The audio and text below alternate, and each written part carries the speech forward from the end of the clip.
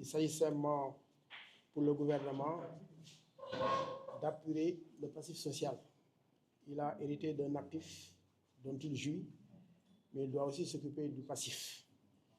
Et c'est pour cela qu'on n'avait pas accepté ce pacte, disons, de stabilité économique et sociale. Parce qu'il n'y a pas de paix sans justice, il n'y a pas de justice sans équité. Et de ce point de vue, nous avions dit que les personnels qui émargent au niveau des établissements de santé, pour ne pas dire des hôpitaux, depuis mai 2022, ils sont en rate parce qu'ils n'ont pas perçu l'indemnité de logement. La cause avait annoncé le gouvernement, c'est que dans le protocole, on avait dit cadres, et ça ne concernait que les cadres. Or, ça ne devait pas concerner les cadres. Et dans notre plaidoyer, on avait dit que l'indemnité de logement, c'est pour combattre la pauvreté. Et nous étions d'accord avec le gouvernement là-dessus. Maintenant, ce n'est pas des trucs de passe-passe, que les 8 milliards même qui avaient été dégagés pour le compte de ces travailleurs avaient été ensuite retirés. Donc, nous attendons cela. Et cette grève de 96 heures a pour objet principal le paiement de l'indemnité de logement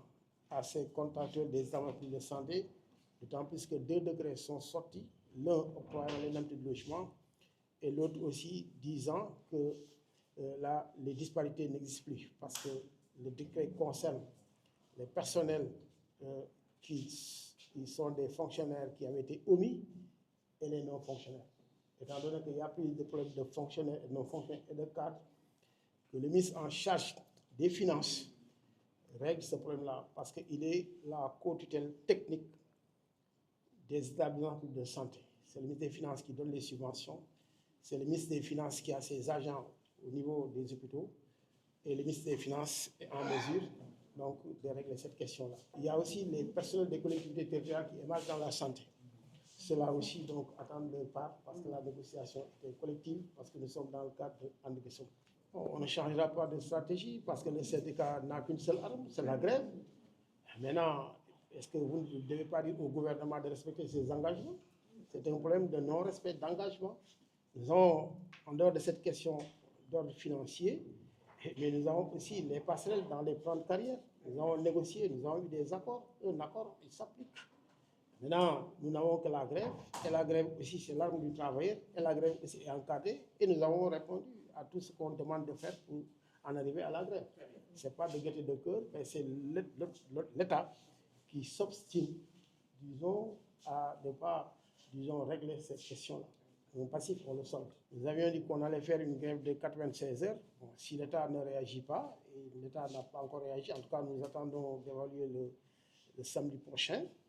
Et si l'État n'évalue pas, en fin février, nous sommes dans les mesures, dans les dispositions de boycotter toutes les réunions de coordination, de boycotter toutes les formations et de boycotter tous les programmes de santé. Et à la clé, il y aura la rétention de l'information santé. Parce qu'en son boycott, les données ne seront plus de qualité. Nous sommes dans une perspective de lutte et dans une perspective de radicalisation. La solution, ce sont les bons comptes qui font les bons amis. Donc, un État hérite d'un actif, on le dit, et d'un passif. L'État ne peut pas se détourner du passif et de s'occuper de l'actif simplement. L'État est compétent de sa compétence. Nous savons que l'État a les moyens de payer l'indemnité de logement aux personnels des établissements de santé et des personnels des collectivités territoriales. Le reste, maintenant, c'est des décrets qu'il faut prendre pour les passerelles, pour des écoles de formation, des écoles doctorales. Et les autres passerelles aussi pour les assistants infirmiers, les préparateurs en pharmacie. Et les textes sont prêts. À un moment donné, on nous avait dit, oui, c'est sous l'ancien timbre de l'ancien régime. Maintenant, on doit mettre le référentiel 2050, je ne sais pas encore. Tous les documents ont été retournés au niveau du secrétaire général du gouvernement, mais on attend seulement qu'on puisse les appliquer. Si cela, aucune formation ne serait faite. La négociation est dans le bloqué. Moi, je vais dire à tes bords faillis. État bi moo ñu ameel bor te fay ñu ko ndaxte bi ñu augmenté salaire yi joxe indemnité de logement ñun ñëpp bañ fa toogee dañu ne lañ ko jox ñëpp bi ñu signé kër yi nag ñu ne kër yi 4 lañ ci bind te ñoo ko bindal seen bopp daal ci boddi ñi nga xam ne ñoo nekk ci l'hôpital yi ñoom ba léegi fay ko ñu mai 2022 ba léegi ak ñi nekk ci santé mais nekk ci collectivité locale yi loolu moo indi ànd gësëm ànd gisam moo gisam 18 plan d'action Macky Sall woote ba régler loolu léegi nag ñun aussi def ñu lenn loolu ba ñu woowee ci dialogue social boobu daal ni dañuy def pacte social nee nañ ko ñun d'accord nañ ci pacte de wante nag pacte bi li ko laal mooy da ngay atte bor fay bu ñu fayee bor yi ba pare mën nañu nii fii ak déwén jéeg wala fii ak 2030 ñu mën nañ sax indi duñu indi lu bees wante gouvernement bi deful loolu comme que nag texte bi nga xam ni waxoon na cadre yi texte boobu jóge na fii am na décret bu ne fonctionnaire yi ñu fàtte woon dañu leen fay ak ñi nga xam ni nekkuñu woon fonctionnaire dañu leen fay kon nañu fay ñu nekk ci hôpital yi moo gën ñu nekk ci mbedd mi paj mi di tumuranke loolu gënul ci kenn parce que ñun du mbedd mi moo ñu gënal donc li muy mën a tënk daal mooy atte bor fay parce que dañoo defoon ñaari fan mooy 48 heures gouvernement bi waxul dara ñu yokk ci benn fan muy 72 heures deful dara ñu yokkaat beneen fay mooy 96 heures deful dara marché nañu assis à Thiès donc ñun def naa yëglu nañu ba ñu yëg ñu maintenant nag ñoom ñoo ci des bu ñu fekkee nag xayma nañu samedi bi di ñëw bu fekkee ñëwuñu fin du mois février ci la ñuy commencé du mooyu lépp lu nga xam ne dafa nekk formation du muy réunion de coordination yi du muy programme yi te xam nga am nay temps du muy woon nañ fi sax vaccination foogoon nañ sax ak xamee duñu àgg ba foofu ñu ñoo toog xalaat suñu bopp xam ne suñu ay xale la ñii bu ñu leen toppee du baax ñu delluwaat ñu ñëw dellu siwaat jëlaat vaccination bi kenn ki docteur Ibrahima Sy bu mu ñëwee fii nekk gan bu bees toog wër fu nekk di jooy ndax amul benn donnée sanitaire ñun ñoo réew ni suñ coobaru bopp n'est-ce pas daal di ko jox donnée sanitaire bi accompagner ko ci vaccination rougeole ak rubéole accompagner ko ci vaccin MTN parce que ñu ñoo yor mbir yi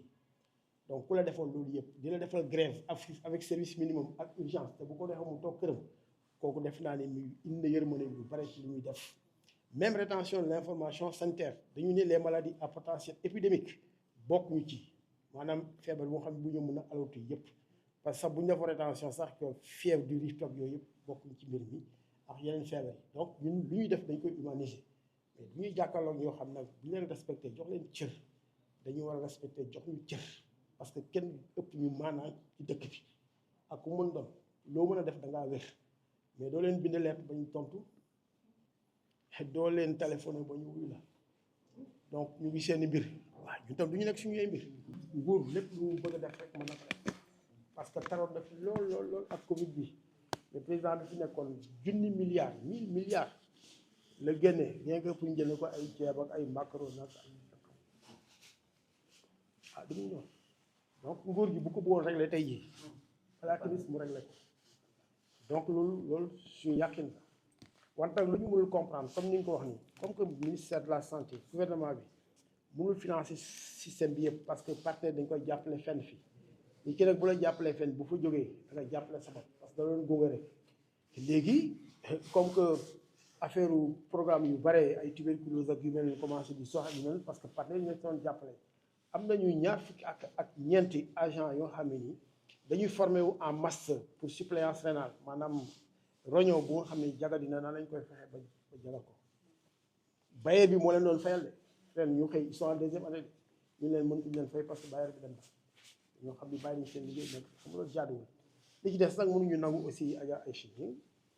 que ministère de la santé ñuy voté budget ñu ne affaire souverainisme ak yu mel noonu ñu wàññiwaat te 18% budget jox ko 217 milliards